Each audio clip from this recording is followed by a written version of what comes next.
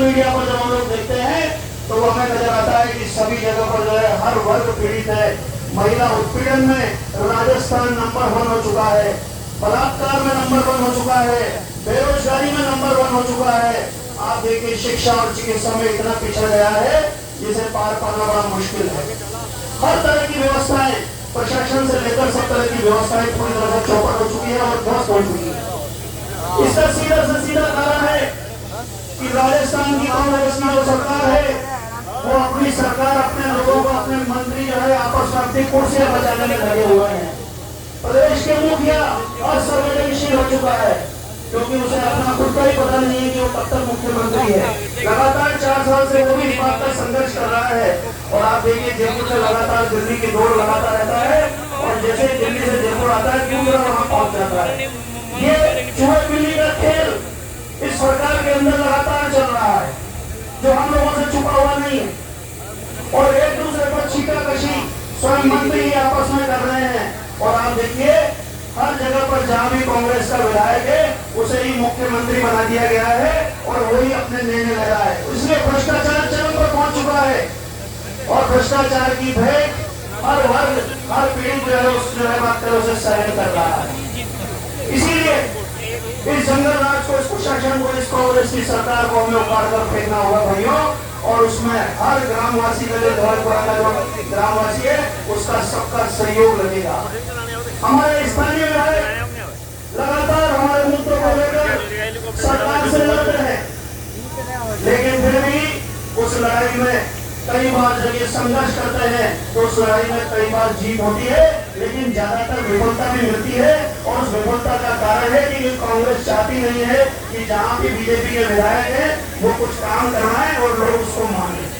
और इसीलिए हम लोग देख रहे हैं कि गाँव की जो स्थिति है वो बहुत दयनीय है। हमने देखा कि जिस तरह से ये हिंदू विरोधी सरकार है लगातार हिंदुओं का दमन कर रही है वो हमसे छुपा हुआ नहीं है और इसीलिए जिहादी मानसिकता पनप रही है। ये हम लोगों ने सबने देखा है। हमने देखा जिस तरह का जो घटनाक्रम हुआ, जिस तरह का कन्हैयालाल के साथ हत्याकांड हुआ, सरपंच से जुड़ा के नारे लगे और जिसमें राजस्थान की सरकार बिल्कुल मौन रही। उसने कभी उस बात को जो है हमेशा उसको एक तरह से अपनी मौन स्वीकृति देकर उसको समर्थन किया। आपने देखा जब दिल्ली के अंदर 70 का हत्याकांड हुआ और तथाकथित लोग ने उसमें जो इसके 35 टुकड़े करके अलग अलग जगह फेंके तब हमारे जो है प्रदेश के मुखिया इतने असंवेदनशील हैं और उनके इस तरह के बयान आते हैं कि जो है ये एक सामान्य घटना है, इसे लव जिहाद का नाम नहीं दिया जाए। ऐसी जब घटनाएं होती है तो मन बड़ा उत्प्रेरित होता है और मन के अंदर ऐसी पीड़ा होती है कि ऐसी असंवेदनशील सरकार भगवान ने हमको क्यों दी। क्योंकि जहां भी देखें वहीं पर ये सब पीड़ा जो है नजर आ रही। हम देखते हैं किसानों की बात जब हम लोग करते हैं, अभी हम देख रहे हैं कि हमारे राजस्थान के अंदर इनका जो है राहुल गांधी जी का भ्रमण चल रहा है। आपको याद हो 2018 के अंदर जब विधानसभा की सरकार आई थी और विधानसभा के अंदर जब कांग्रेस आई उसके पहले उन्होंने वादे किए थे कि 1 से 10 तक गिनती बोलेंगे सरकार आने के बाद और सबका कर्ज माफ हो जाएगा। लेकिन कर्ज तो माफ नहीं हुआ बल्कि किसानों की जमीन कुर्क होने लग गई है और किसानों की जमीन कुर्क कर ये उनको नीलामी करवाकर उन्हें आत्मदाह करने के लिए मजबूर कर रहे हैं। आपने देखा मोदी जी ने जिस तरह से किसान सम्मान निधि चलाकर 6,000 रुपए प्रति वर्ष में देने का काम किया और किसान सम्मान निधि के माध्यम से वह समर्थन मूल्य भी बढ़ाया। लेकिन फिर भी आप लोगों को बताना चाहता हूँ कि बाजरा कि 1300-1400 रुपए में यहाँ बिक रहा है और वही हरियाणा के अंदर जहाँ पर बीजेपी की सरकार है वहाँ पर वो 2300 रुपए के अंदर बिक रहा है। कितना भिन्नता नजर आ रही है। हम जब बेरोजगारी की बात करते हैं तो बेरोजगारी के अंदर आप देखिए आपको सुनकर बड़ा आश्चर्य होगा कि 2018 के अंदर जितनी बेरोजगारी की दर थी 4 साल के अंदर दुगनी हो चुकी है बेरोजगारी की दर और 70 लाख युवाओं ने इन 4 सालों के अंदर 8 बड़ी परीक्षाएं दी। नीट की जो है परीक्षा को मिलाकर बड़ी परीक्षाएं दी और वो भी भ्रष्टाचार की भेंट चढ़ गई और भ्रष्टाचार की वजह से वो भी बात करें कि पूरी तरह से कैंसिल हो गई और हमारे युवा जो है बेरोजगार होने के लिए मजबूर हो गए।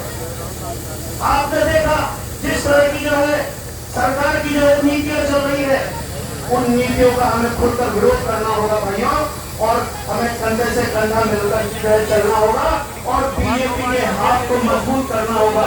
आने वाले 2023 के चुनाव में बीजेपी अगले 5 साल के लिए नहीं बल्कि अगले 50 साल के लिए स्थायित्व जो है बीजेपी की सरकार बने, तभी ये राम राज्य की हम लोग कल्पना कर सकते हैं, नहीं तो नहीं कर सकते। मैं इसका सीधा उदाहरण आपको देना चाहता हूँ। आपने देखा गुजरात के अंदर 1995 से बीजेपी की सरकार है। अरे मांगो राजस्थान को सोचो, पर आप गुजरात से तुलना करो, अगर 1995 में बनेगी तो राजस्थान गुजरात से बहुत ऊपर था। प्रगति के अंदर, शिक्षा के अंदर, तकनीकी रूप से, इंजीनियरिंग में सभी तरह से बहुत आगे था। लेकिन आप देखिए कि यहाँ पर लगातार सरकारें बदलने की वजह से हम लोग उतनी तरक्की नहीं कर पा रहे। इन 4 सालों के अंदर तो इस कांग्रेस सरकार ने बेड़ा गर्क कर दिया। और आप देखिए कि हमारा राजस्थान, ठाकुर राजस्थान, मारो राजस्थान, आओ राजस्थान खाचे पचड़ियो, और आज देखो गुजरात कहाँ पहुंच गयो। 27 साल से लगातार बीजेपी की सरकार है वहां पर, और आगे आने वाले 5 सालों के अंदर जो ऐतिहासिक जीत मोदी जी के नेतृत्व में हुई है, उसको जो है किसी से छुपा हुआ नहीं है। हमने देखा 182 में से 156 सीटें आई है। तो क्या हम लोग गुजरात को की तरह राजस्थान को नहीं बना सकते? क्या हम लोग जो है बीजेपी को जो है यहाँ पर स्थायित्व सरकार स्थापित नहीं कर सकते? अगर हमारे बच्चों के भविष्य को देखना है तो हमें निश्चित रूप से जो है हमें इस स्थायित्व सरकार की जो है कल्पना करनी होगी, तभी हमारा जो है आगे बढ़ पाएंगे। मैं आप लोगों से बस एक बात कहना चाहता हूँ कि हमारी जन आक्रोश यात्रा के अंदर आपकी क्षेत्रीय समस्याओं को लेकर भी हम लोग जो है उस सीएम हाउस में जाएंगे। तो यहाँ पर एक शिकायत पेटिका है, 1 नंबर, जो भी मेरे युवा मेरी आवाज सुन रहे हैं,